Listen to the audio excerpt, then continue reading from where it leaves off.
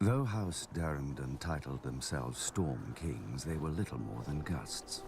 Their kingdom in the Stormlands had been doddering to its end for the past few centuries, helped along by other houses, most of all by House Horror, who were nearly finished with a monstrous castle at Harrenhal. Too large and too costly a seat to rule only the Riverlands. King Argilac knew where the Ironborn would soon turn. You'd think a king who wanted to keep his crown would be wary of a man with fire-breathing monsters. But King Argilac Durrandon wasn't called the Arrogant for nothing. Determined to arrest his family's decline, he sent an envoy to Dragonstone to enlist Aegon Targaryen and his dragons against his enemies. In exchange, Argilac offered lands he didn't have and a wife Aegon didn't need. For, as the Valyrians did, Aegon had wed his elder sister, Visenya. Then, as the Valyrians didn't, he took the younger Rhaenys as well. 2 sisters, 2 wives. Perhaps that's why he was so keen to get off Dragonstone. Aegon countered Argilac with courtesy. He sent his own envoy requesting that Princess Durrandon's hand be given instead to Aegon's closest friend and rumored half-brother, Orys Baratheon. Argilac answered with a box and a note.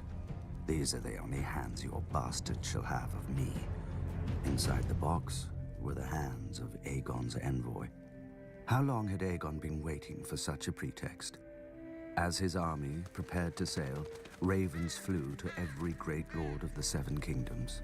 All bore the same message. From this day forth, there would be but one king in Westeros.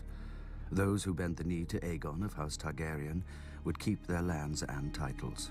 Those who took up arms against him would be thrown down, humbled, and destroyed. Poor old Argilac. He couldn't even match Aegon in arrogance. Aegon landed at the mouth of the Blackwater River and raised a primitive Aegon fort in the disputed land between Harren's and Argilac's kingdom, so that neither could decide whose problem he was. Adopting the customs of the 7 kingdoms, Aegon unfurled his own banner with a red 3-headed dragon breathing fire upon a black field. Visenya crowned him with a ruby-studded circlet of Valyrian steel, while Rhaenys hailed him as the first High King the continent had seen since the Dawn Age. As his lords and the gathered locals cheered him, Aegon named his loyal friend to a small council led by Orys Baratheon, whom he called my strong right hand. The title stuck, and a bastard became the first Hand of the King. But for now, Aegon's kingdom contained only a rocky island and a handful of fields. The other kings had larger armies, ships, castles, and thousands of years of rule. But Aegon had dragons. He had chosen for the words of his house, fire and blood.